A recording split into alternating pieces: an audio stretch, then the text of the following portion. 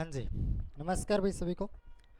तो स्वागत आप सभी का आपके अपने प्लेटफॉर्म पे ब्रदर्स एजुकेशन हब पे। तो अपने चंडीगढ़ पुलिस की जो क्लास है कंटिन्यू चल रही थी यूट्यूब के ऊपर, उसी कड़ी के अंदर अपने पुनः लौट के आ चुके हैं और बहुत अच्छे पर्सनों के साथ में अपने क्लास ले रहे हैं आज। तो पीछे की क्लास भी जिसने नहीं देखी भाई साथ साथ देख लिया करो, लास्ट में जाके क्लास ज़्यादा हो जाएगी फिर छोड़ दोगे सारी सारी। और आपको मैं गारंटी से कहता हूँ चंडीगढ़ पुलिस के अंदर यहाँ से जीके आने की पूरी संभावना रहती है। और ये सभी के सभी वो क्वेश्चन है जो प्रीवियस एग्जाम में आ चुके हैं और या फिर आने की पूरी संभावना रहती है। तो सारे के सारे वो बहुत अच्छे क्वेश्चन हैं। आप इसी प्रश्नों के साथ में तैयारी किया करो और अपनी तैयारी को ऐसे सुचारू रूप से हमेशा जारी रखा करो। अगर चंडीगढ़ का पूरा कोर्स आपको चाहिए तो इसके बारे में 2 मिनट बता देता हूँ। अगर तो आप कहते हो सर हमें एमसीक्यू तो बाद में करेंगे, पहले हमने कुछ पढ़ा भी नहीं है, तो नहीं पढ़ा तो पूरा का पूरा कोर्स अवेलेबल है। देखो चंडीगढ़ का पूरा कोर्स अवेलेबल है। टेस्ट माफिया एप्लीकेशन है, आपको प्ले स्टोर से मिल जाएगी।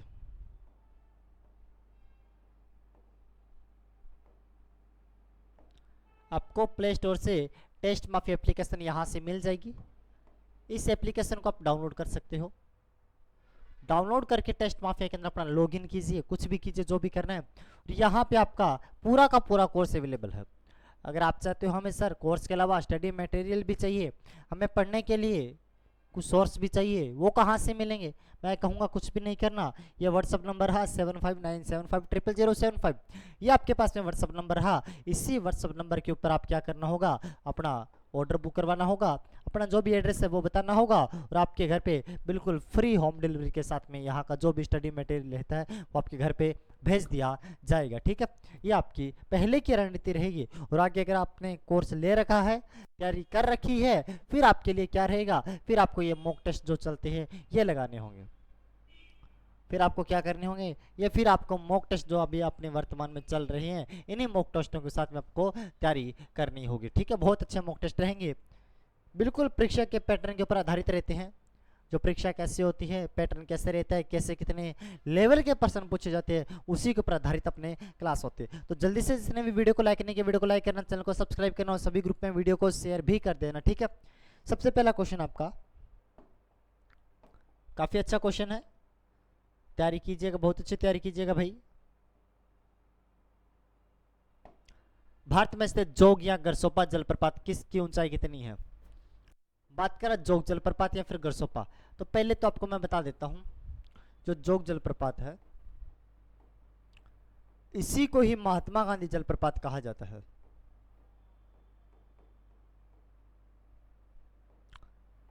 कहां पे पड़ता है भाई? कर्नाटक राज्य के अंदर पड़ता है। और एक और बात बता दूं, कर्नाटक राज्य के अंदर पड़ते हैं जो जलप्रपात होते हैं, वो झरने होते हैं, कोई ना कोई नदी बनाती है। और ये कौन सी नदी के ऊपर है? श्रावती नदी के ऊपर। काफी बार एग्जाम में प्रश्न पूछ लिया गया था। क्या प्रश्न पूछा गया था? जो जोग जलप्रपात है, जो गरसोपा जलप्रपात है, जिसे महात्मा गांधी जलप्रपात कहा जाता है, जो कि कर्नाटक राज्य में स्थित है, कौन सी नदी के ऊपर स्थित पड़ता है? श्रावती नदी के ऊपर स्थित है। यही पूछ रहा, भारत में स्थित जोग या गरसोपा जलप्रपात की ऊंचाई कितनी है? 270 मीटर, 260 मीटर, 265 मीटर या फिर 255 मीटर? तो इस जोग या फिर गरसोपा जलप्रपात की जो ऊंचाई पड़ती है वो 255 मीटर इसकी ऊंचाई पड़ती है। किसकी? 255 मीटर। पहले का डी बिल्कुल आपका सही रहेगा। लेकिन आपको इसके अलावा बेसिक ये भी सब कुछ पता होना चाहिए।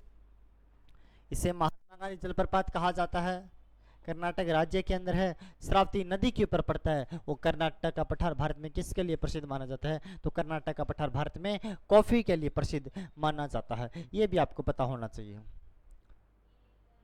जिसने वीडियो को लाइक नहीं किया, वीडियो को लाइक करना भाई, चैनल को सब्सक्राइब भी कर देना। भारत में स्थित चूलिया जलप्रपात किस नदी पर स्थित है? चूलिया जलप्रपात की बात कर रहा, जो भारत में चूलिया जलप्रपात है वो किस नदी के ऊपर स्थित है? भारत में जो चूलिया जलप्रपात पड़ता है वो कौन सी नदी के ऊपर स्थित है, ये बात कर रहा। तो सुनना, कृष्णा नदी, चंबल नदी, बेतवा नदी या फिर सोन नदी? मैं चूलिया जलप्रपात की बात कर रहा हूं। नदी पड़ती है एक भारत में चंबल नदी। बेसिक से चंबल नदी के बारे में आपको बेसिक 2-3 बातें पता होनी चाहिए। क्या? चंबल नदी का उद्गम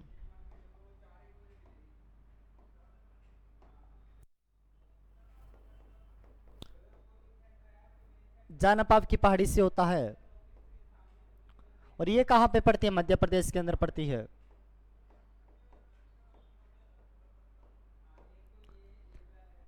एमपी से निकलने के पश्चात नदी राजस्थान में जाती है। कहाँ जाती है? राजस्थान के अंदर जाती है और राजस्थान के बाद में तुरंत लास्ट में यूपी में चली जाती है। और यूपी में बात करता हूँ यानी कि उत्तर प्रदेश की बात करता हूँ, और उत्तर प्रदेश के एक जिला पड़ता है इटावा, और इसी इटावा जिले के अंदर जाकर यमुना, जो कि किसकी सहायक पड़ती है? गंगा की सहायक नदी पड़ती है, उसमें जाके मिल जाती है। इसी चंबल की बात की जा रही है।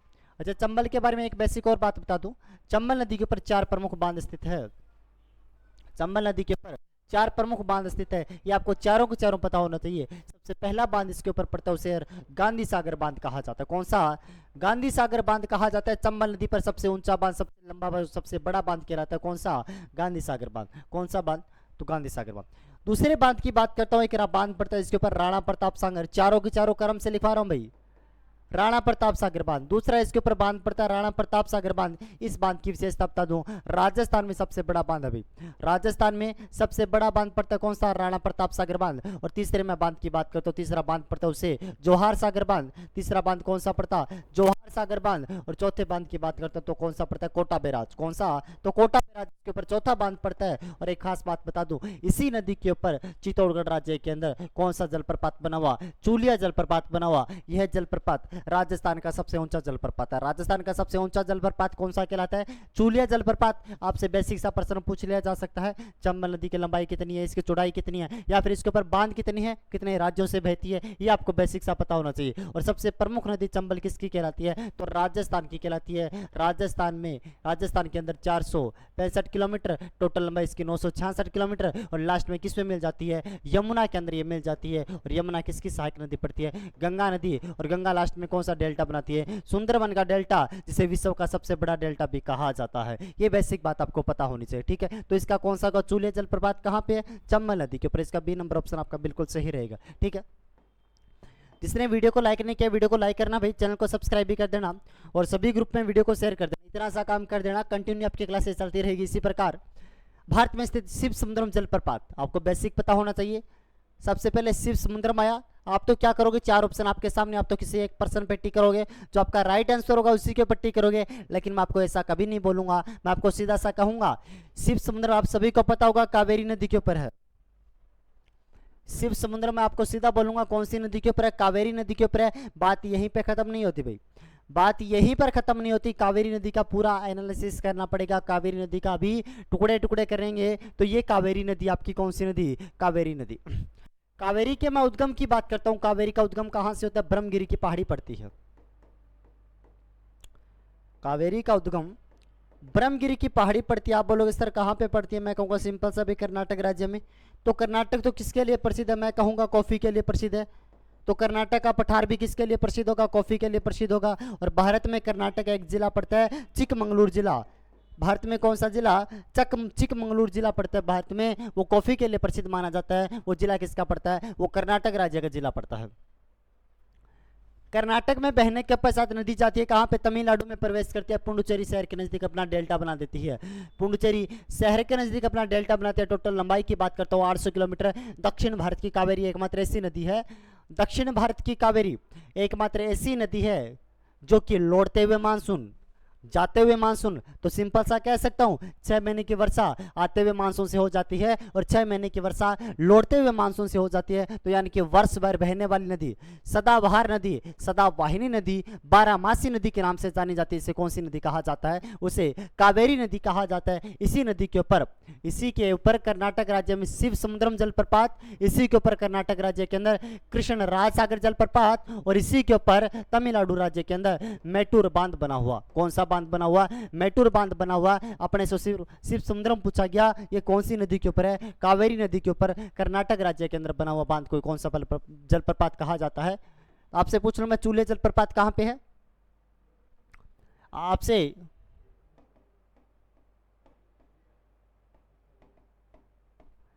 आपसे पूछूं चूलिया जलप्रपात कहां पे है?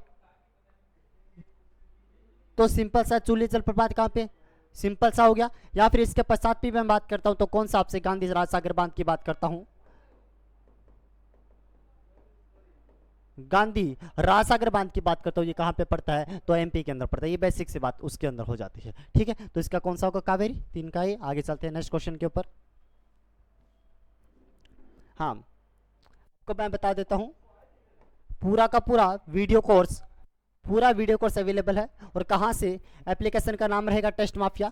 यहाँ पूरी इस एप्लीकेशन से आप प्ले स्टोर से इसको डाउनलोड कर सकते हो। कहाँ से, प्ले स्टोर से, इसको गूगल प्ले स्टोर से डाउनलोड करना इस टेस्ट माफिया के ऊपर, और वहाँ से पूरा का पूरा आपको रिकॉर्ड कोर्स मिलेगा, और साथ में लाइव कोर्स भी यहाँ से आप परचेज कर सकते हो, यहाँ से परचेज कर सकते हो। इसके साथ में आपको स्टडी मटेरियल भी चाहिए, नोट्स भी चाहिए, तो वो भी अवेलेबल है, वो भी आपके लिए अवेलेबल रहेंगे। और आपको बुक करवाना होगा अपना ऑर्डर, कहाँ से, ये व्हाट्सएप नंबर रहता है, यहाँ से अपना ऑर्डर बुक करवाना पड़ेगा, यानी कि 7597 और 00075 के ऊपर आपको अपना ऑर्डर बुक करवाना होगा। कहाँ से, यहाँ से, ठीक है। तो इसके ऊपर चलते हैं आगे, नेक्स्ट क्वेश्चन पर चलते हैं अपने। हाँ, बहुत अच्छा क्वेश्चन रहेगा, एग्जाम में काफी बार प्रश्न आ चुका है। कौन सा प्रश्न है, भारत में स्थित हुंड्रू जलप्रपात किस नदी पर स्थित है। भारत में स्थित जो हुंड्रू जलप्रपात पड़ता है, काफी बार एग्जाम में प्रश्न ऐसा कैसा पूछ लिया जाता है, आपको पता होना चाहिए। हुंड्रू जलप्रपात किस राज्य में स्थित है, या फिर कौन सी नदी के ऊपर स्थित है। 4 राज्य आपके सामने पड़ते हैं, 4 नदी, स्वर्णरेखा नदी, लूणी नदी, सतलज नदी, या फिर कौन सी, बेतवा नदी। आपको एक सिंपल सी बात बता देता हूँ, कौन सी बात, स्वर्णरेखा नदी के बारे में। कर्क रेखा को काटने वाली नदी पड़ती है, कौन सी नदी, स्वर्णरेखा नदी। और एक बात और बता देता हूँ, खासियत बात क्या, माही नदी जो राजस्थान की पड़ती है, यह भी कर्क रेखा को कितनी बार काटती है, तो यह भी कर्क रेखा को 2 बार काटती है। और 2 बार काटने वाली 2 नदियां पड़ती है, एक तो कौन सी, बेतवा नदी या फिर स्वर्णरेखा नदी, और दूसरी नदी कोई खासियत नदी है तो वो कौन सी पड़ती है, वो माही नदी कहा जाता है। माही नदी जब कर्क रेखा से काटती है तो दक्षिण से जिसका उद्गम होता है, उत्तर में बहती है, वापस नीचे चली जाती है। जब कर्क रेखा के ऊपर बहती है तो अपने को अंग्रेजी के अक्षर ए के समान दिखाई देती है। नदी को माही नदी कहा जाता है, जिसको वन क्यासा वर्नासा के नाम से भी जाना जाता है, ठीक है।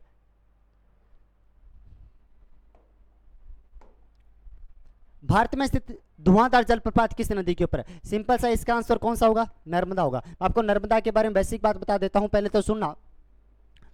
नर्मदा का जो उद्गम होता है वो अमरकंटक पर्वत चोटी से होता है। अमरकंटक पर्वत चोटी, ये आपको पता होना चाहिए कहाँ पे होती है, एमपी के अंदर है।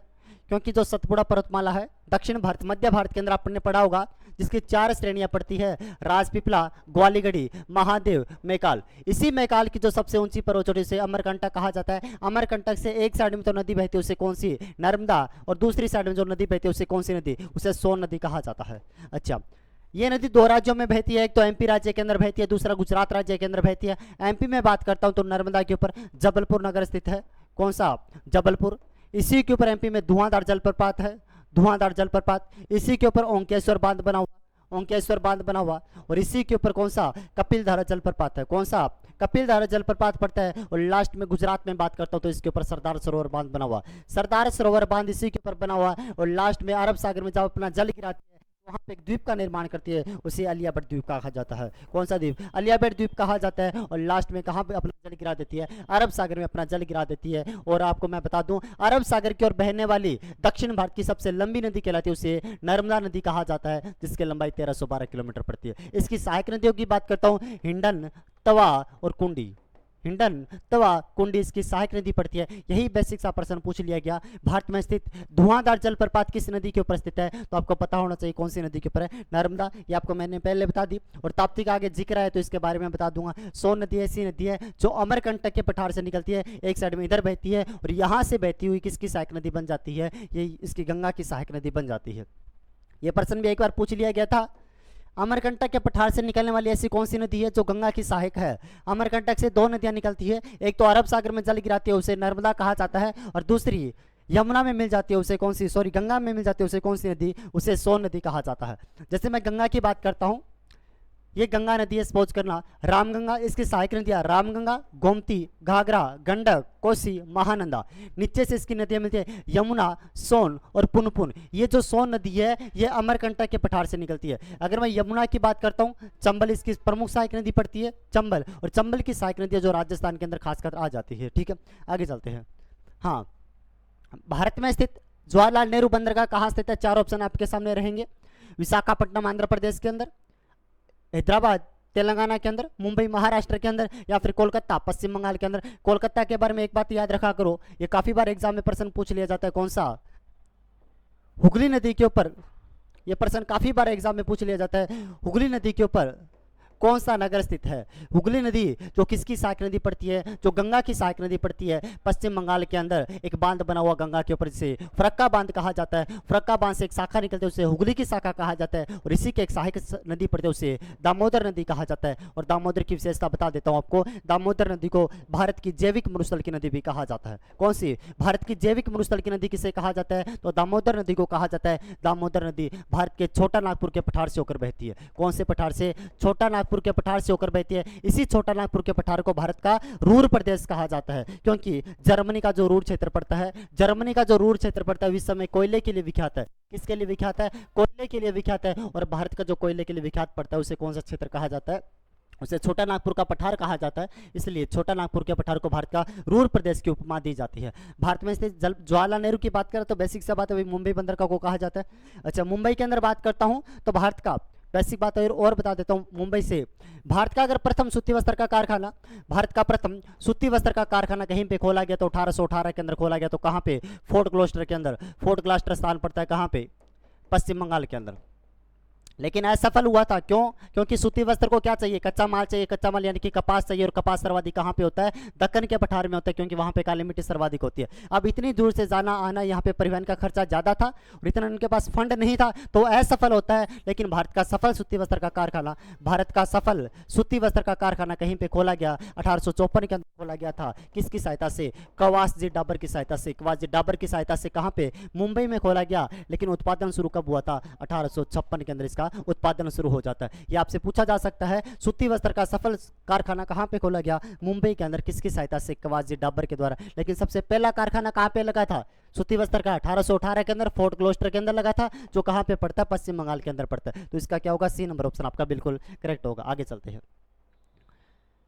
हाँ जी, मुंबई बंदरगाह कहां पे स्थित है? महाराष्ट्र के अंदर। सिंपल सी बात है, इसके ज्यादा टाइम खराब नहीं करेंगे। हाँ, भारत में स्थित, सिंपल सा प्रश्न है, बिल्कुल कोई खास नहीं है। भारत में स्थित मार्मागो बंदरगाह किस राज्य में स्थित है? देखो, बंदरगाह की बात करें, आपसे बेसिक सा मिलान करने वाला, चार ही साइड में बंदरगाह देखे, चार ही साइड में राज्य देखे, पूछा जा सकता है ये कहाँ पे पड़ता है? मुंबई कहाँ पे? जवाहरलाल नेहरू कहाँ पे? महाराष्ट्र के अंदर है। मार्मागांव की बात कर रहा है, कहाँ पे पड़ता है? गोवा के अंदर पड़ता है। क्षेत्रफल में भारत का सबसे छोटा राज्य किसे कहा जाता है? गोवा को कहा जाता है। और यहीं पे एक नदी बहती है, ज्वारी नदी। ज्वारी नदी, इसे गोवा की जीवन रेखा के नाम से जाना जाता है। आपसे बंदरगाह सिर्फ सिंपल सा याद रखना, गोवा। कौन सा बंदरगाह? मार्मागो। सिंपल सी बात। एक और बात बता देता हूँ, कोई बेसिक सी बात। अब यहाँ पे दक्षिण में एक पठार पड़ता है, कर्नाटक का पठार, क्योंकि गोवा के बगल में ही। और कर्नाटक का पठार वैसे कॉफी के लिए प्रसिद्ध है। भारत में कॉफी के लिए कोई पठार जाना जाता है तो कौन सा पठार है? तो कर्नाटक का पठार जाना जाता है। अच्छा, कर्नाटक का एक जिला भी पड़ता है जिसे कहा जाए चिकमंगलूर जिला। चिकमंगलूर जिला ये पूरे भारत में कॉफी के लिए प्रसिद्ध है। पूरे भारत में कॉफी के लिए कोई प्रसिद्ध जिला पड़ता है तो कौन सा? कर्नाटक का चिकमंगलूर जिला पड़ता है। अच्छा, कर्नाटक के पठार से पहाड़ियां पड़ती है, बाबा बुदन की पहाड़ी, बाबा बुदन की पहाड़ी, या फिर एक ब्रह्मगिरी की पहाड़ी। यहां से लोहा इस्पात निकलता है, लोहा प्राप्त होता है। और लोहे को अरब देशों में कोई भेजने का कोई बंदरगाह काम करता है तो कौन सा बंदरगाह काम करता है? मार्मागो। यहाँ किधर जाता है? यहाँ से गोवा निकल जाता है, कर्नाटक से लोहा तैयार होकर कहाँ निकल जाता है? गोवा की तरफ निकल जाता है। और मार्मागो बंदरगाह से कहाँ भेजा जाता है? अरब देशों की ओर भेजा जाता है। ये बेसिक सी बात अगर याद रखना चाहो तो रख लेना, वरना इतना सा बहुत है। मार्मागो कहाँ पे है? गोवा के अंदर पड़ता है। ठीक है, आगे चलते हैं। हाँ, ये सिंपल सा प्रश्न हर किसी को पता होता है। भारत में स्थित कांडला बंदरगाह किस राज्य में? एक बार तो प्रश्न ऐसा भी पूछ लिया गया था, उत्तर भारत में सबसे नजदीक कोई बंदरगाह लगता तो वो कौन सा बंदरगाह है? उत्तर भारत में सबसे नजदीक कोई बंदरगाह लगता तो वो कौन सा बंदरगाह है? कांडला बंदरगाह। यहाँ पे नमक का आयात निर्यात होता है, नमक का आयात व निर्यात किया जाता है, इसलिए इसे नमक बंदरगाह के नाम से भी जाना जाता है। कौन सा? कांडला बंदरगाह। कहाँ पे पड़ता है? गुजरात के अंदर पड़ता है। सिंपल सी बात है, कहाँ पे? गुजरात के अंदर पड़ता है। बेसिक सा प्रश्न ऐसा पूछा जा सकता है, आपको पता होना चाहिए, कोई खास नहीं है इसके अंदर, इतना सा याद रखना, कांडला गुजरात में। अच्छा, आज का लास्ट क्वेश्चन रहेगा आपका, भारत में स्थित न्यू मैंगलोर बंदरगाह किस राज्य में स्थित है? न्यू मैंगलोर बंदरगाह की बात करता हूँ। न्यू मैंगलोर यानी कि बेंगलोर। बेंगलोर कहाँ पे? कर्नाटक में। तो ये भी कहाँ पे होगा? ये भी कहाँ पे होगा? तो ये भी आपको कर्नाटक में मिलेगा। कर्नाटक में, और यहाँ से लोहा निकला, वो उत्तर में भेज दिया, गोवा में भेज दिया। गोवा में बंदरगाह था मार्मा गोवा बंदरगाह, और दक्षिण में यहाँ पे एक बंदरगाह पड़ता है, उसे न्यू मैंगलोर कहा जाता है। लोहा ऊपर जाता है, लेकिन जो कॉफी होती है कर्नाटक राज्य में वो यहीं से होती है, इसलिए कॉफी बंदरगाह के नाम से भी जाना जाता है किसे, न्यू मैंगलोर बंदरगाह को। और जितनी भी कॉफी का निर्यात किया जाता है वो कौन से बंदरगाह से किया जाता है, न्यू मैंगलोर बंदरगाह से किया जाता है। पूछा जा सकता है आपको मिलान करने वाला प्रश्न भी, यहाँ पे न्यू मैंगलोर कहाँ पे पड़ता है, बम्बई कहाँ पे, इसका मार्मा गोवा कहाँ पे पड़ता है, जवाहरलाल नेहरू कहाँ से पड़ता है, या फिर अरब देशों की ओर लोहा कहाँ से भेजा जाता है, या फिर इसकी बात बारे में पूछा जा सकता है। ठीक है, तो कहाँ पे पड़ता है, ये कर्नाटक राज्य के अंदर पड़ता है। आंध्र प्रदेश की बात करता तो यहाँ पे विशाखापट्टनम बंदरगाह भारत का सबसे गहरा बंदरगाह कहलाता है, कौन सा, विशाखापट्टनम। केरल में कोची बंदरगाह, कौन सा, कोची बंदरगाह। वास्को डी गामा सबसे पहले कोची बंदरगाह में आया था, कालीकट इसके घाट के ऊपर आया था। और कोची बंदरगाह को भारत का मसालों का बंदरगाह कहा जाता है, क्योंकि दक्षिण में इलायची की पहाड़ियाँ पड़ती है। इलायची की पहाड़ियाँ किसके लिए, मसालों के लिए प्रसिद्ध है। और मसाले जितने भी जहाँ से आयात किए जाते हैं, निर्यात किए जाते हैं, वो कौन से बंदरगाह से, कोची बंदरगाह से। उड़ीसा में बंदरगाह पड़ता है जिसे पारादीप बंदरगाह कहा जाता है, कौन सा, पारादीप बंदरगाह कहा जाता है। इसी बंदरगाह से जापान में जो लोहा भेजा जाता है, भारत से जापान में जो लोहा भेजा जाता है उड़ीसा के पारादीप बंदरगाह से भेजा जाता है। और इसी पारादीप बंदरगाह के सामने, इसी पारादीप बंदरगाह के सामने एक द्वीप पड़ता है, जिसे कौन सा द्वीप कहा जाता है, उसे व्हीलर द्वीप के नाम से जाना जाता है। उसे कौन सा, उसे व्हीलर द्वीप के नाम से जाना जाता है, व्हीलर द्वीप के नाम से जाना जाता है।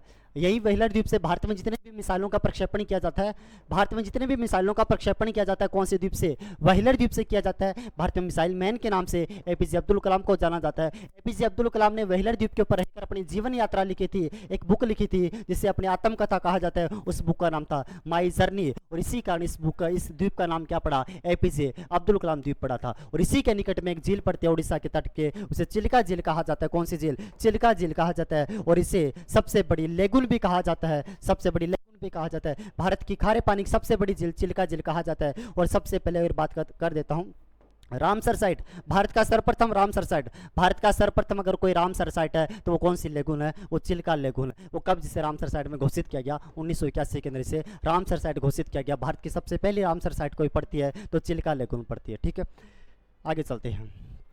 तो इसका क्या होगा, भारत में न्यू मैंगलोर कहाँ पे, कर्नाटक के अंदर है। सारी बातें छाप लिया करो, ठीक है। और लास्ट बार और बता देता हूँ, अगर पूरा वीडियो कोर्स चाहिए आपको चंडीगढ़ पुलिस का, तो यहाँ से आप टेस्ट माफिया एप्लीकेशन से परचेस कर सकते हो।